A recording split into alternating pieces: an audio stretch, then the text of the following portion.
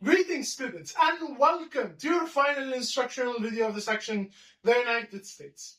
Today we will be learning about the modern life of the people of the United States west of the Mississippi River. In today's lesson we will be learning about the US major cities, ports and interior and rural areas, the challenges facing the region including population challenges, relationship with neighbors, water problems, erosion, and environmental challenges. Finally, economic or economies, including agricultural, mining, aerospace, and service industries. First, the U.S. major cities or city, ports, and interior and rural areas. Cities in the region have distinct characteristics. For example, the French-flavored New Orleans differs from Spanish-style Santa Fe, New Mexico and Denver near towering mountains. Unlike Omaha and Nebraska, they are on relatively flat plains. The first in major cities are Long Beach in California and space.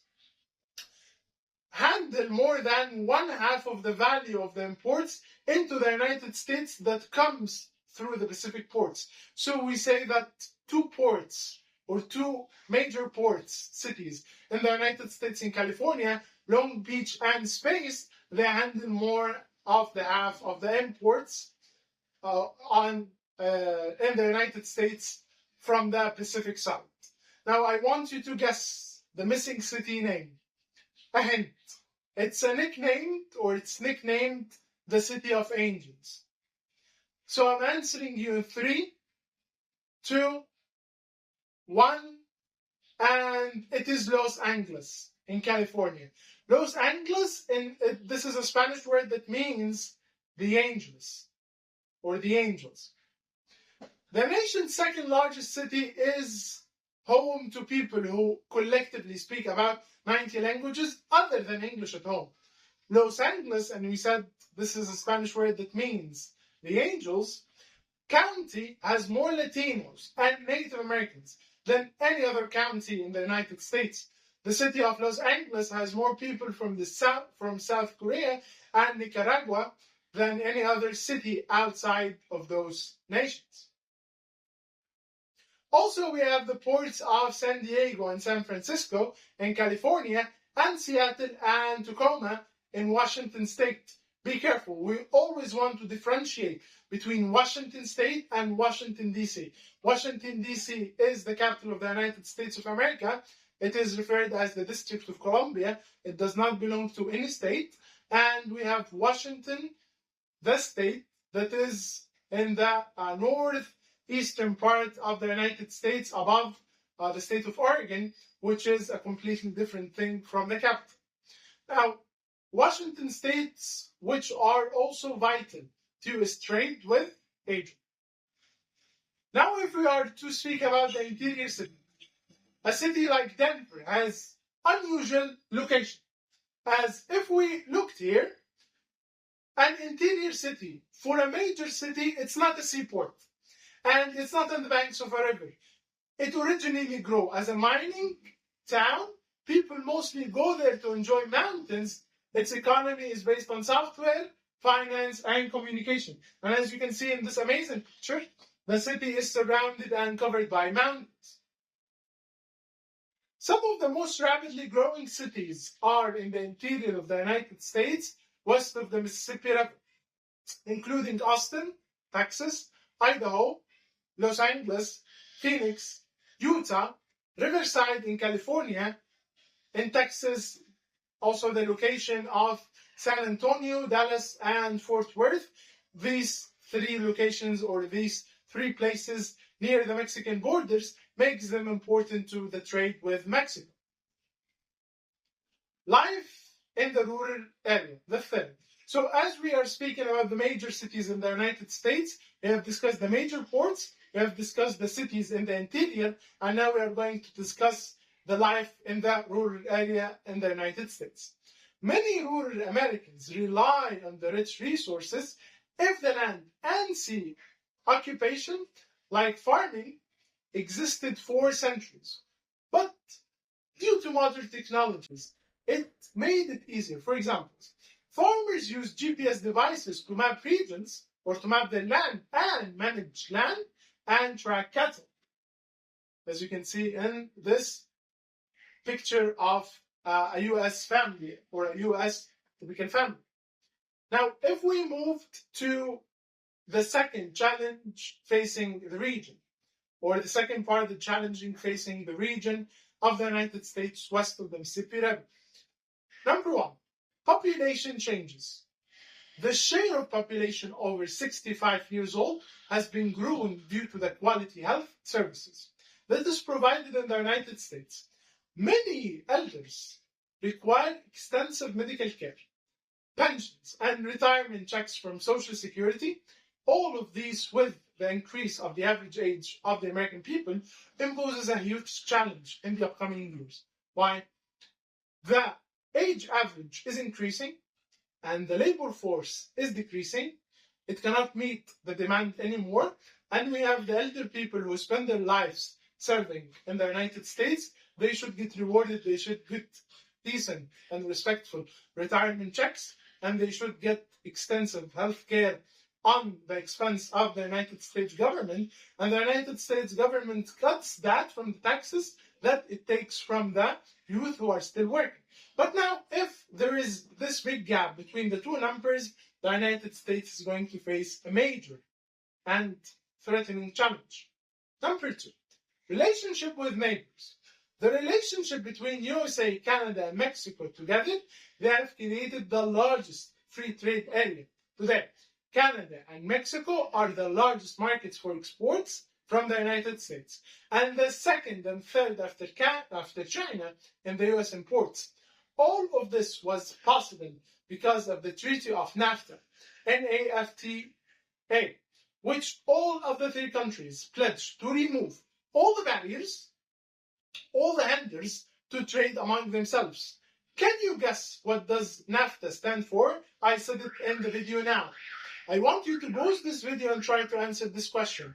What does NAFTA stand for? I just said it.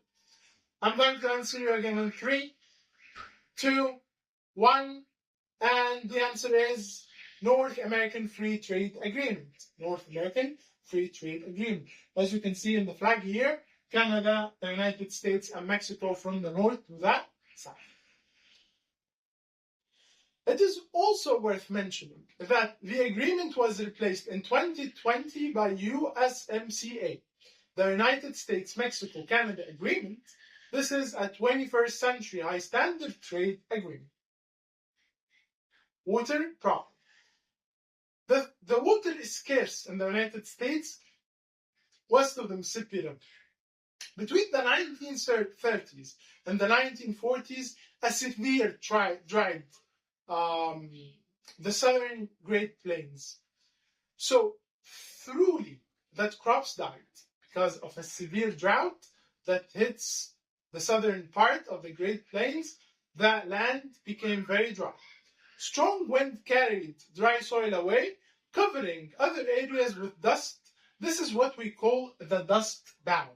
And as we can see here in this picture, this dust bowl covers the fertile part of the land that is growing crops and causing many farmers to lose their fields and ranches, turning them into urban areas.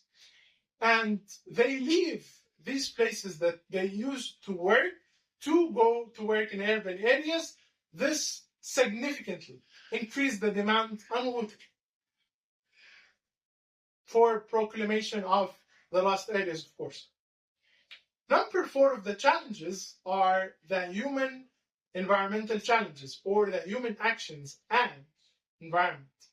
We say that the black gold oil is or can cause environmental damage. Aside from the fumes and emissions that are produced once burned or used, an oil leak could be more devastating to the environment. As you can see in this horrendous picture here, that because of an oil bump in the middle of the ocean was burning, a lot of ships aided or ran to rescue, but the leak that came from the oil destroyed many natural habitats in the sea or in the ocean. Erosion. Could you guess the meaning of this word by looking at the picture? So I'm answering you in 3, 2, 1.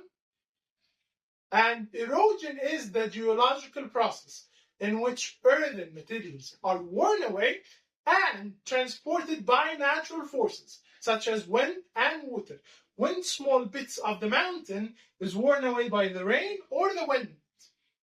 Harvesting trees for lumber, as well, has left some mountain slopes bare, with no tree roots to hold the soil in place. So the soil is moving from up to down. And this is a serious problem. Why? Because the soil runs off with the rain. This could lead to the losing of the topsoil. What is a topsoil? A topsoil is the upper part of the soil, which is fertile soil, that crops depend on in the minerals and in the terms of fertility to grow. Third, the economy. Number 1, agriculture. Agriculture in the United States west of the Mississippi River is vitally important, as the region is considered a top producer of wheat and other crops like cotton, hay, corn, and other grains. Unfortunately, many small family farmers are on the decline as they are replaced by agriculture business. What is that? Instead of a farmer owning 3 acres, 5 acres, 10 acres, and cultivated with his family members or with his work companions, with small tractors and so on, large businesses and large corporations buy large amount of or large places or large distances of land, and they use massive machinery, as you can see in this picture, to cultivate the land. They rely on machinery and advanced technology and mass production methods. This led to farm larger lands, but at the same time led to the decline of the small farm businesses. Number 2 of the economy, the mining industry. Mining the region's vast resources remains a vital part of its economy. Oil and gas fields in the southern plains, like Wyoming and southern of California, provide energy. Mines in Montana furnish copper, and those in Colorado Plateau provide uranium. The Northwest is still a major producer of timber. The aerospace industry. This is the industry of making vehicles that can fly. This industry brought engineers and many skilled workers to the region. Number 4, the service industries. Technologies such as robotics and computerized automation have transformed manufacturing in the region. As with farming, the region factories produce greater quantities of goods with few workers than in the past. I want to thank you. By that, we have reached the end of the United States section. Now we have taken the United States physical features east of the Mississippi River, west of the Mississippi River, the United States history east of the Mississippi River, west of the Mississippi River, the United States, the life of the people or the modern life of the people east of the Mississippi River, west of the Mississippi River. Now, below you will find an assessment quiz or a final assessment test. I want you, before you take this assessment, to check any available sheets or any lectures to revise them again. Try to re-answer the quizzes again. I wish you all the best. I wish you all the luck. This video concludes the section, the United States of America. Thank you and see you in the next section. Bye-bye.